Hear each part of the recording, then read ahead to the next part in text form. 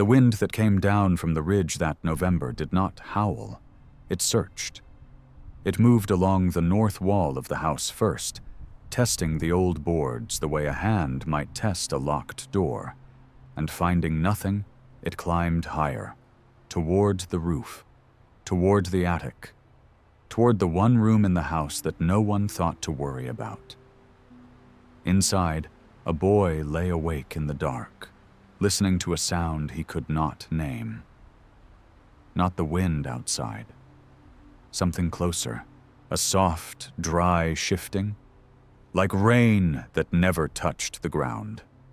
His mother stood at the bottom of the attic stairs with a lantern in one hand and a burlap sack in the other, and she did not look like a woman keeping warm.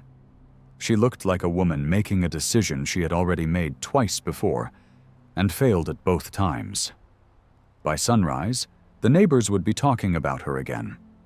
Not because of grief this time, not because a widow alone on a hard patch of land was unusual enough on its own.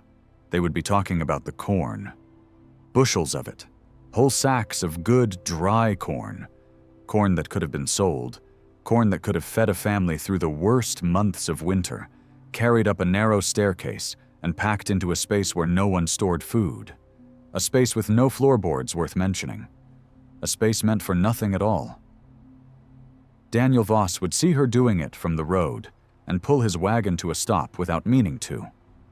He would not laugh. That was the strange part. He would just stand there, hat in hand, watching a woman he respected do something that made no sense, and try to decide whether to say something or simply drive on. What none of them understood yet, not Daniel, not the boy shivering 2 floors below, not even Sarah Whitfield herself in that first hour, was that the corn was never meant to be eaten. It was meant to hold something the house could not hold on its own. Whether it would work before the real cold arrived was a different question entirely, and it was not one anyone in that valley could answer yet. Sarah Whitfield had buried her husband 14 months earlier, in a plot of ground she still could not walk past without slowing her step, and she had spent every one of those 14 months learning exactly how much a piece of land could refuse to give a person who needed it to give something. The corn that year was thin. Not ruined, not a total loss, but thin in the way that made a farmer stand at the edge of a field doing arithmetic in their head and not liking the answer. The ears were smaller than they should have been. The rows had gaps where nothing had come up at all. When she and her hired hand for the week, a quiet older man named Elias Cobb, finished the last of the picking, they stood together looking at the wagon, and neither one said what they were both thinking. It would not be enough to sell in town and still keep enough back for the winter, not the way winters had been running lately.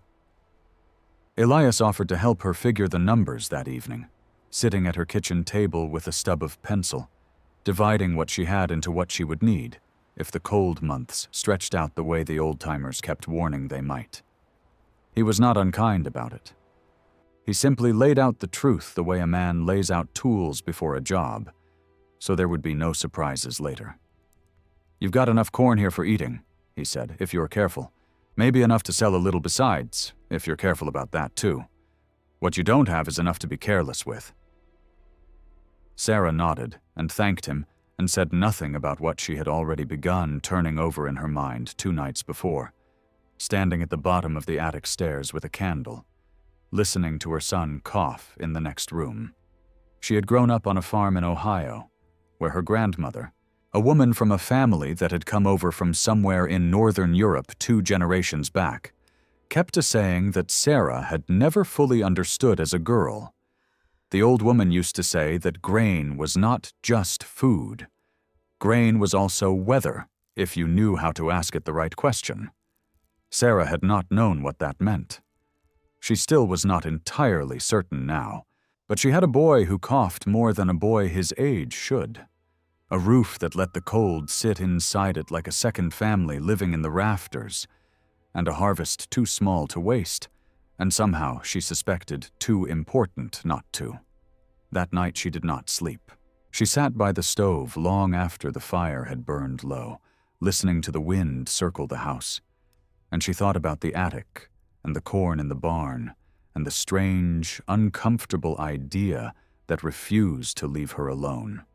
By the time the sky started to lighten, she had made a decision that she knew. Even then, she would not be able to explain to anyone in a way that made her sound entirely sane.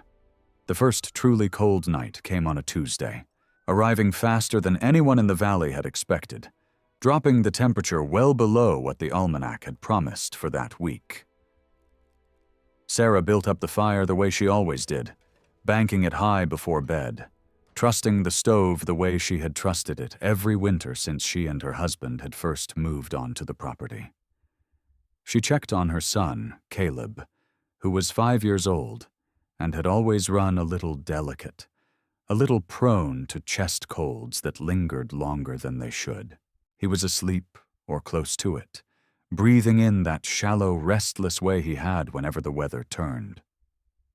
She went to bed believing the house would do what it had always done. She woke twice before dawn. The first time, it was the cold itself that woke her, a cold that seemed to come from above rather than from the walls, settling down over the bed like something being poured.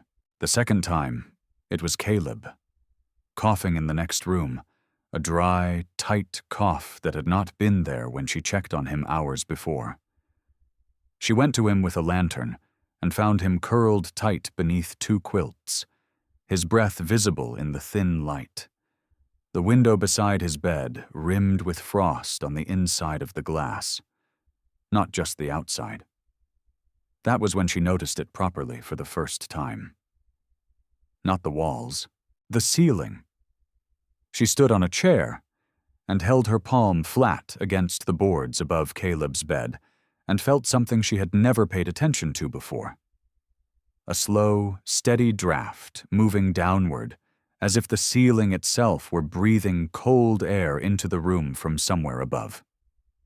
The attic. Of course, the heat from the stove below rose, the way heat always rises, filled the upper rooms briefly, and then escaped upward through the gaps between the ceiling boards and the roof, out through 100 small seams no one had ever bothered to seal, because no one had ever needed to store anything up there worth keeping warm. She had grown up understanding, the way most farm children did, that warm air rises and cold air sinks. She had simply never had to think about what that meant for a house with an open, empty attic sitting above a child's bedroom, like an uninsulated lid on a pot that refused to hold its heat. The stove was not the problem. The walls were not the problem. The roof over their heads was doing exactly what a roof does, keeping out rain and snow, but it was doing nothing at all to keep the warmth from simply drifting up and out through the wooden lid above them, the way steam escapes an open kettle. She sat with Caleb the rest of that night, wrapped in a quilt beside him, listening to him breathe, and by morning she understood one thing clearly, even if she did not yet understand what to do about it. Whatever was wrong with this house was happening above their heads, in a room she rarely climbed into, filled with nothing but old furniture, a broken spinning wheel, and empty space. She climbed the attic stairs the following afternoon with a lantern in one hand, something she had not done in weeks, and stood at the top taking in a room she had mostly forgotten was part of her own house.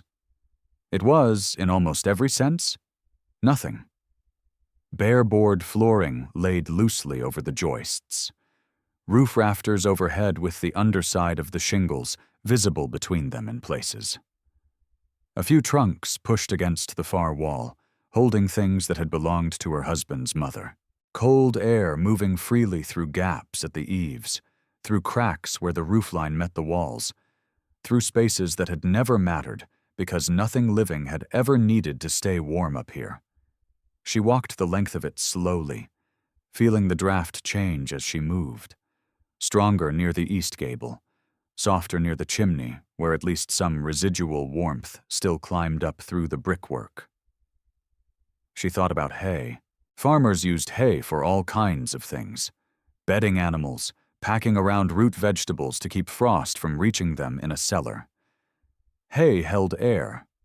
Air held heat, or at least slowed its escape, the way a heavy coat did not create warmth so much as refuse to let the warmth a body already had escape too quickly. But she did not have hay to spare. Not enough of it. Not this year. She had corn.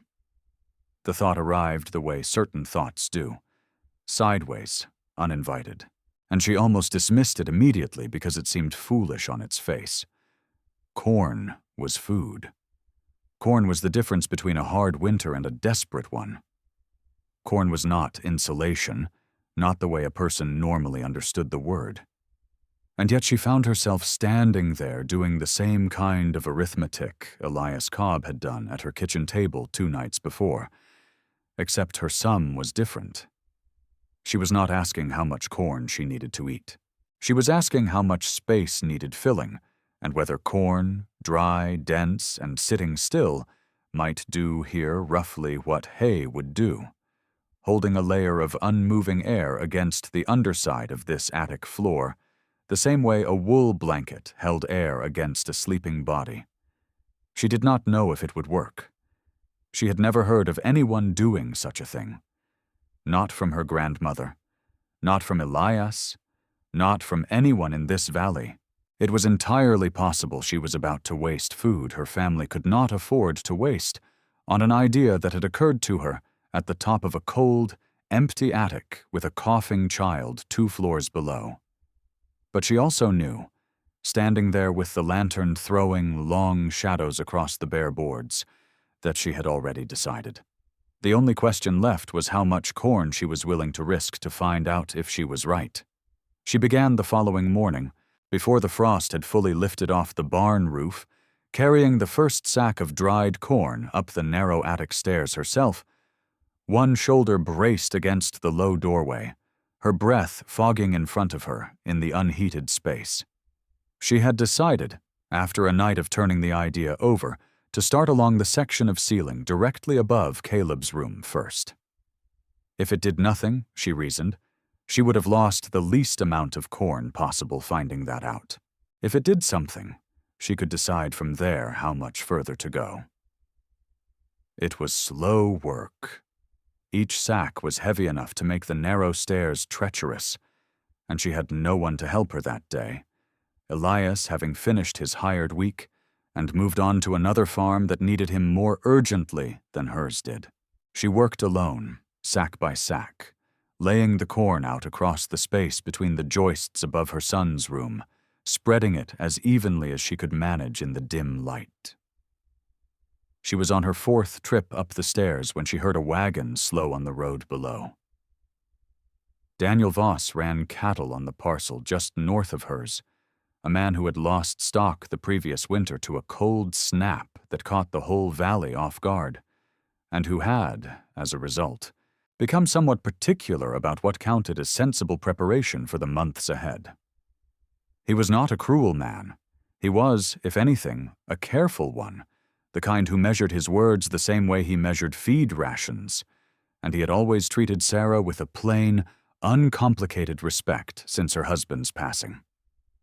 He pulled his wagon to a stop at her fence line and watched her carry another sack toward the house, and after a long moment, he called out to ask what in the world she was doing with good corn that ought to be in her larder. She did not have a simple answer. She told him, as evenly as she could, that she was trying something with the attic, that she believed the corn might help hold heat in the house through the coldest months. Daniel did not laugh, but he did not hide his concern either. He reminded her, gently but plainly, that corn kept people fed through January and February in a way that an attic full of grain never would, and that if the winter ran long, as the old-timers were already predicting it might, she could find herself short on food precisely when she could least afford to be. It was not a foolish objection. It was, in fact, exactly the objection any sensible person in that valley would have raised, and some part of Sarah agreed with every word of it. She thanked him for his concern, told him she understood the risk, and carried the 5th sack up the stairs anyway. For 3 days, Sarah worked the corn into the attic in loose piles, spreading it by hand between the joists the way she might have scattered feed across a barn floor, more concerned with coverage than with any particular method. By the end of the 3rd day, a good stretch of the ceiling above Caleb's room was buried under a rough, uneven layer of dried kernels, and she allowed herself, for the first time, a small measure of hope. The test came sooner than she expected. A hard wind moved through the valley on the 4th night, the kind that came down off the ridge and found every weakness in a building the way water finds every crack in a dry creek bed. Sarah woke near midnight to a sound she did not recognize at first, a faint, dry rattling somewhere above her, and beneath it, another sound that made her sit up immediately. Caleb was coughing again, worse than before. She found him awake in his bed, blankets pushed half aside, and when she lit the lantern she saw why. Kernels of corn were scattered across the floorboards near the window, a small drift of them gathered against the baseboard, as though something had swept them there on purpose. The wind, she realized, had not been stopped by the loose corn at all. It had simply found the gaps between the piles, the low spots where kernels had settled unevenly, and pushed straight through, carrying loose grain down through the same cracks the cold air had always used, scattering it across the very room she was trying to protect. She stood in the lantern light for a long moment, looking at the corn on the floor, feeling something close to despair settle into her chest alongside the cold. She had not solved anything. She had simply moved the problem, and possibly made it worse, since now there was corn wasted on a floor doing no one any good at all, food that could have fed her family scattered like something spilled by accident. Daniel Voss's warning came back to her clearly in that moment, unwelcome and impossible to argue with. She had a boy shivering in a drafty room, corn on the floor instead of in the larder, and a winter that had not even fully arrived yet. She swept the scattered kernels into a bucket, tucked Caleb back under his quilts, and sat beside him until the wind finally settled toward dawn, turning the failure over in her mind, trying to understand not whether the idea was wrong, but what exactly she had gotten wrong in the doing of it. She did not touch the attic again for 2 full days. Instead, she went back up with the lantern and simply looked, the way her grandmother used to tell her to look at a sick animal before deciding what to do about it. "Watch first," the old woman used to say. "Decide second." Sarah crawled along the joists on her hands and knees, feeling the draft with her bare palm the same way she had the very first time, mapping out exactly where the cold air moved fastest and where it barely stirred at all. What she found surprised her. The corn had not failed everywhere. In the places where the piles happened to be thick and settled close together, the draft beneath her hand was noticeably weaker, almost still. It was only where the piles had thinned out, where gaps opened between one loose mound and the next, that the wind found its way through as easily as it always had. She thought again of wool, of quilts, of the way a coat kept a person warm, not by producing heat itself, but by trapping a thin layer of still air against the skin and refusing to let it move. Loose, uneven piles of corn did that only where they were deep enough, and only where nothing disturbed them. A scattered layer, full of gaps, was barely different from no layer at all. The problem was not the corn. The problem was that loose grain, spread by hand, would always settle unevenly and always leave seams for the wind to find. The same way a poorly stacked woodpile left gaps for rain, no matter how much wood sat inside it. She needed the corn to stay put, not just distributed, but contained, dense, and unbroken, in a way that loose piles could never manage on their own, no matter how many trips up the stairs she made. It was Elias Cobb's wife, Margaret, who gave her the answer without meaning to, mentioning almost in passing during a visit to town that she had once packed wool scraps into old linen sacks to line the bottom of a chicken coop against the cold, because loose scraps alone had always blown into corners and left the floor bare in patches. Sarah walked home turning that single sentence over and over in her mind, and by the time she reached her own gate, she understood exactly what she had been doing wrong from the very first day. She spent the better part of a week undoing her own first attempt, gathering the scattered, loosely piled corn from between the joists and packing it instead into old linen sacks she had saved over the years, the same sacks that had once held flour and seed, now pressed full and tied tight at the neck.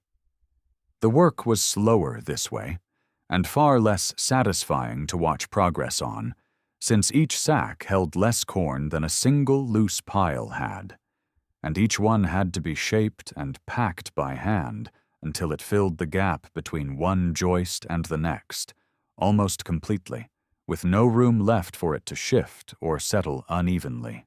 She laid the sacks in tight rows, edge against edge, so that where one sack ended, the next began without a gap between them, the way a mason lays brick without leaving open seams for water to find.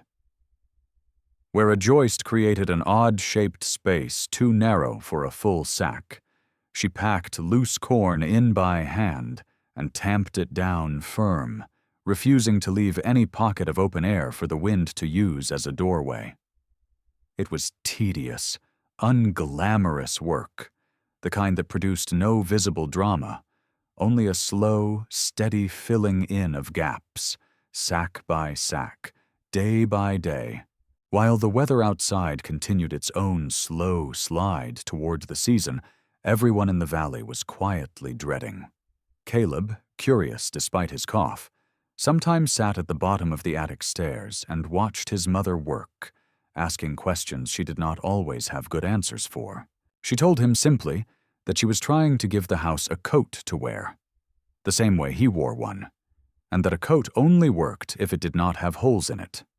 By the time she packed the last sack into place along the final stretch of ceiling above his room, she had used far more corn than she had originally intended to risk, and she tried very hard not to think too carefully about what that meant for the pantry come February. What she thought about instead, as she climbed down the stairs for the last time that week, brushing dust and corn silk from her sleeves, was whether any of it had actually worked, or whether she had simply spent a week packing away food more carefully for no reason at all. The first real test came without warning, in the form of an early snow that arrived nearly 3 weeks ahead of what most people in the valley considered normal, dropping several inches overnight and dragging temperatures down with it. Sarah woke before dawn, as she always did now, and climbed the stairs to check on Caleb before doing anything else. She found him asleep, breathing slow and even, the quilts pulled up only to his chest rather than tight around his ears the way they usually were on cold mornings. She placed her palm flat against the wall near his bed, the same instinctive gesture she had made a dozen times over the past weeks. And then, almost without thinking, she climbed onto the chair beneath the ceiling and held her hand against the boards themselves. They were not warm. She wanted to be careful about that, even in her own private thinking, careful not to mistake hope for fact. The ceiling was not warm the way a stove was warm. But it was different. It held none of the sharp, biting cold that had greeted her hand the very first night she had done this, back before a single sack of corn had gone up the stairs. She moved room to room, comparing the ceiling above Caleb's bed to the ceiling above her own, in a section of the attic she had not yet packed with corn, and the difference was plain enough to make her sit down on the edge of her son's bed and simply breathe for a moment. Caleb's room held its warmth. Her own did not nearly as well. It was not proof of everything. One early snow, melting off by midday, was a small test compared to what the almanac and the old-timers both seemed to agree was coming later in the season. She knew better than to celebrate too loudly over a single mild morning. But Caleb's cough, when he woke an hour later, was quieter than it had been in weeks, and that alone was enough to make Sarah stand in the doorway of his room for a long moment, watching him rub sleep from his eyes, before she allowed herself to feel something she had not let herself feel in a long time. Something close to hope, still fragile, still unproven, but no longer entirely alone in the dark. By the time the true cold settled over the valley, the early talk among the old-timers had hardened into something closer to certainty. This would not be an ordinary winter. Word passed farm to farm, the way it always did, through conversations at the feed store and over fences, that the season looked set to run long, with heavy snow arriving earlier than usual and showing no particular hurry to leave. Sarah finished packing the last sections of the attic before the first real freeze locked the ground solid, working her way outward from Caleb's room until a wide stretch of the ceiling above the main part of the house was lined with tightly packed sacks, edge to edge, with no gaps left for the wind to find. She had used, by her own rough count, close to a third of what she had originally harvested. It was not a number she allowed herself to dwell on for long. There was no undoing it now, and dwelling on it would only make the waiting harder. Daniel Voss stopped by twice more that month, and both times his questions had softened from doubt into something more like careful curiosity. His own wood pile, he admitted the second time, was disappearing faster than he had planned for, faster than any winter in recent memory had required. He did not say it as a complaint, only as a fact, the kind of fact a careful man notices and turns over in his mind, without yet knowing what to do with it. Sarah did not offer explanations she could not yet prove. She simply told him what she had told her son weeks before, that she was trying to give the house a coat, and that she would not know for certain whether the coat was warm enough until the coldest night of the year actually arrived to test it. That night came sooner than either of them expected. The temperature dropped sharply on a Thursday evening, falling well below anything the valley had recorded so far that season, and the sky overhead carried the particular flat, heavy gray that longtime residents had learned to read as a warning. Daniel Voss arrived at Sarah's gate just before dusk, his own children bundled into the wagon behind him, and admitted, plainly and without pride, that his woodpile would not carry his family comfortably through what was coming if the storm proved as bad as it looked. He was not asking for charity. He was asking, in the careful way one neighbor asks another in hard country, whether there was anything to what she had been doing up in that attic, and whether it might be worth trying, even now, even this late.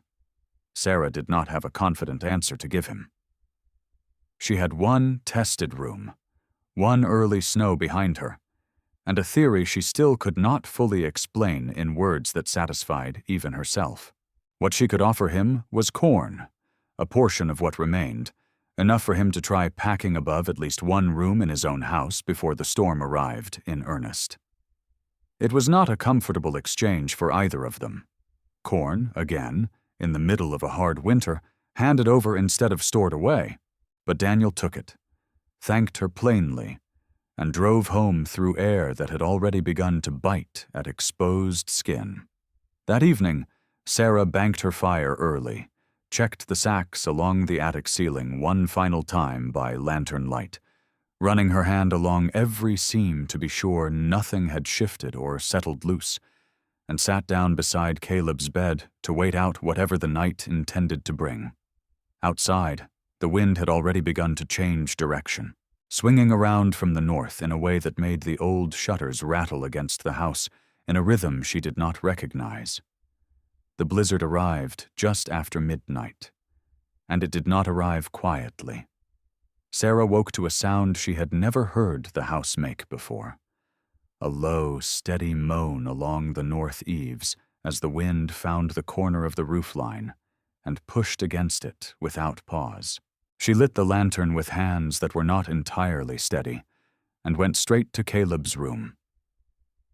He was awake, sitting up in bed, listening to the storm the way children sometimes do, more curious than afraid.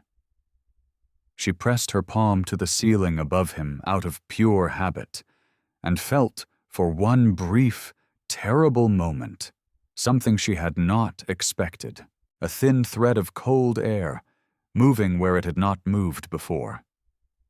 The wind had shifted overnight, coming now from a direction it rarely came from, striking the one section of roofline where the sacks met the chimney, a seam she had packed carefully weeks earlier, but had never tested against wind from precisely this angle.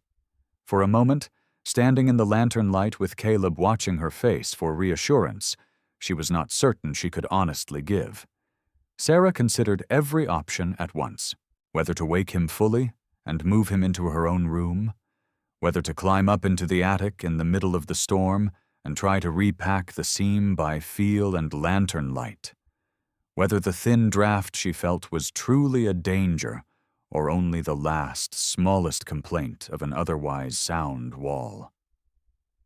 She chose to climb the stairs.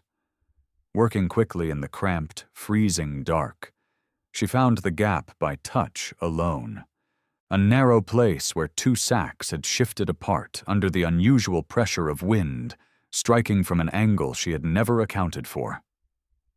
She packed loose corn into the seam by hand, tamping it as tightly as her cold fingers allowed, and stayed until she was satisfied no more air was finding its way through. When she came back down, Caleb had already drifted back to sleep, his breathing slow and untroubled despite the storm raging outside the walls. She sat beside him until dawn, unwilling to fully trust the quiet even as it held. Morning came late and gray, the snow outside piled higher than the bottom rail of the fence, the wind finally spent after hours of steady pressure against the house. Sarah had not slept, but Caleb had through the entire worst of it. Without a single cough breaking the stillness of the room, word reached her 2 days later, once the roads were passable enough for a wagon, that Daniel Voss's household had made it through the same storm, with considerably more difficulty. His woodpile had run dangerously low by the second night, and his family had spent long hours huddled close to a fire kept burning as high as they dared risk, waiting for the wind to finally turn. The one room where he had packed corn into the ceiling, hurried and imperfect as the job had held its warmth noticeably better than the rest of his house, enough that he mentioned it to her without her needing to ask. By the time the snow began its slow retreat with the first hint of a thaw, the story had traveled the way stories do in a small valley, from kitchen table to kitchen table, gathering detail and losing some accuracy along the way, but carrying at its center one plain fact that no amount of retelling could distort. The widow on the hard patch of land had found a way to keep her boy warm, using nothing but corn and patience. And it had worked. She did not become wealthy from it. She did not sell the idea or write it down in any book that would carry her name beyond the valley. What she gained instead was something quieter, and in its own way harder to come by. Neighbors who had once regarded her with polite concern began arriving at her gate with different questions, asking not whether she was managing, but how exactly she had packed the sacks, how tightly, how far apart the joists needed to be. She showed them, all of them, plainly, without charging a thing, standing at the bottom of her own attic stairs the way she once had alone with a lantern and an idea no one else believed in. Caleb grew up in that house, and in the winters that followed, the coughing that had once kept his mother awake through so many long nights became, gradually, only a memory. The attic had never been about the corn itself. It had been about giving the cold fewer places to enter and giving warmth, once it was made, fewer reasons to leave. This story is presented for educational and historical storytelling purposes. It is not engineering, construction, or safety advice.